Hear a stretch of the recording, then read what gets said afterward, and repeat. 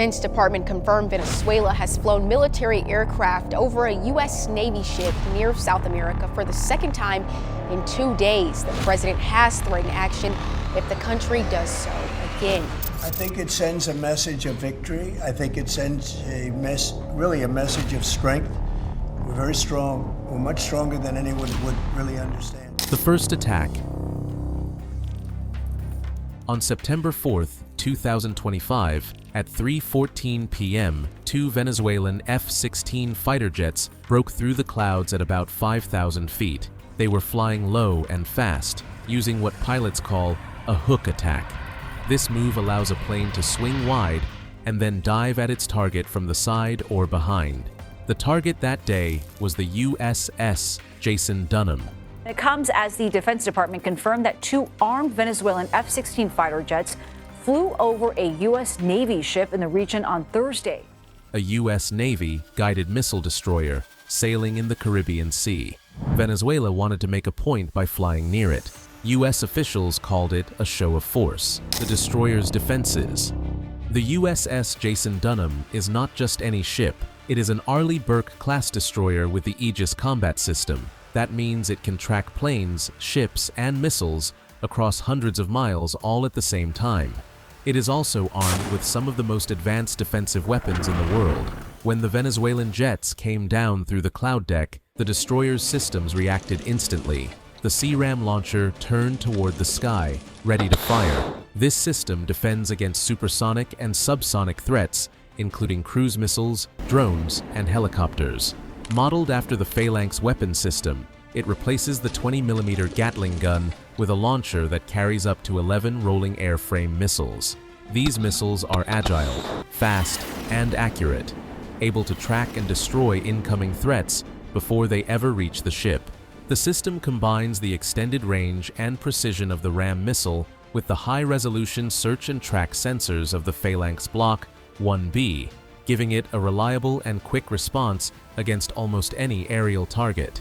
It is also an affordable upgrade that fits neatly where the Phalanx sits, needing only minimal changes. Right next to it, the original Phalanx CIWS dome began spinning, its Gatling gun capable of firing thousands of rounds per minute. Together, these 2 systems formed a lethal shield. Obsolete weapons. But the Venezuelan jets had a big problem. They did not carry the right weapons to attack a destroyer.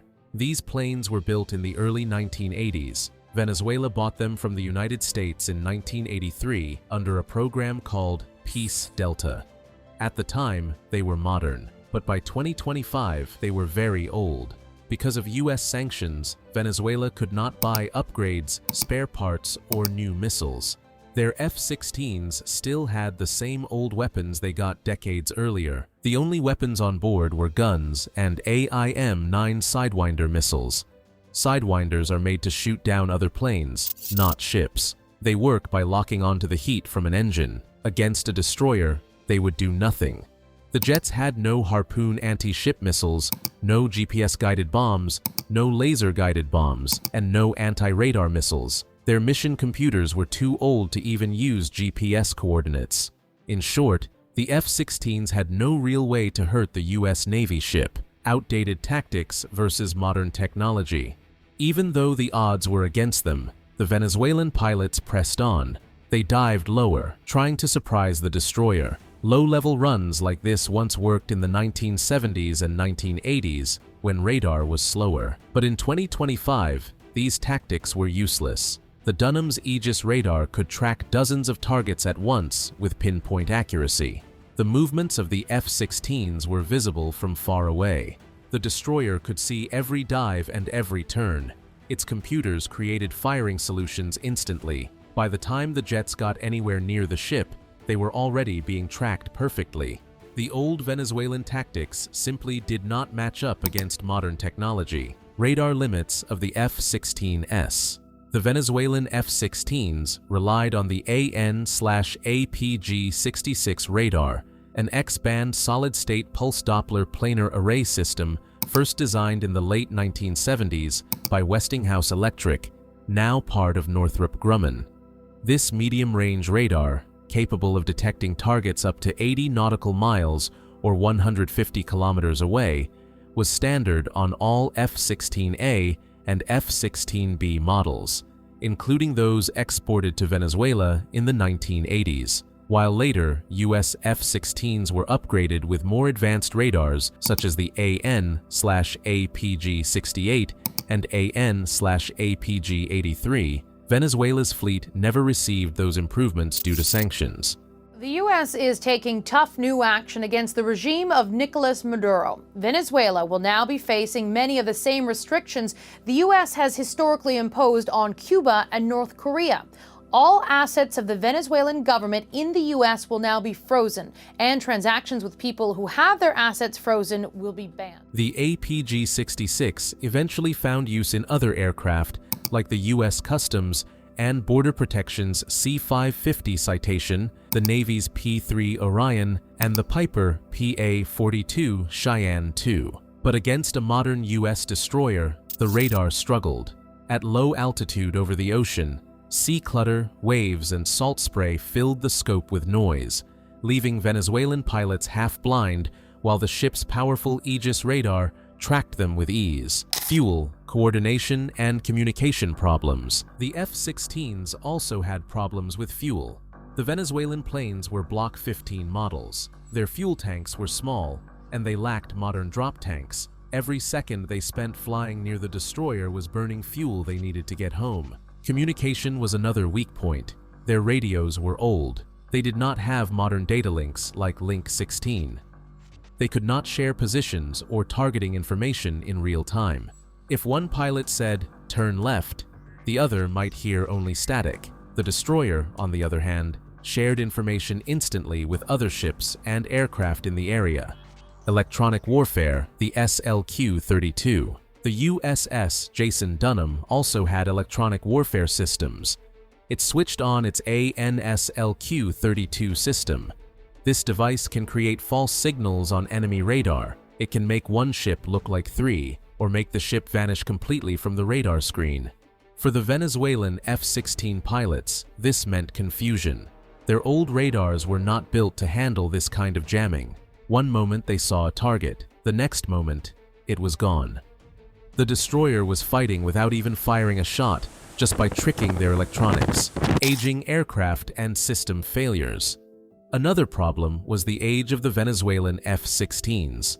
These aircraft were more than 40 years old. Many had cracks in the airframe, failing hydraulics, and unreliable wiring. Some could not even fly anymore. The few that did often had broken instruments. Trying to fly combat missions with broken dials and frozen screens made the job even harder. Some pilots had to guess their position or speed. The Venezuelan Air Force did not have the money or parts to fix these problems. The planes were simply too old to fight in modern conditions. The second day, September 5th.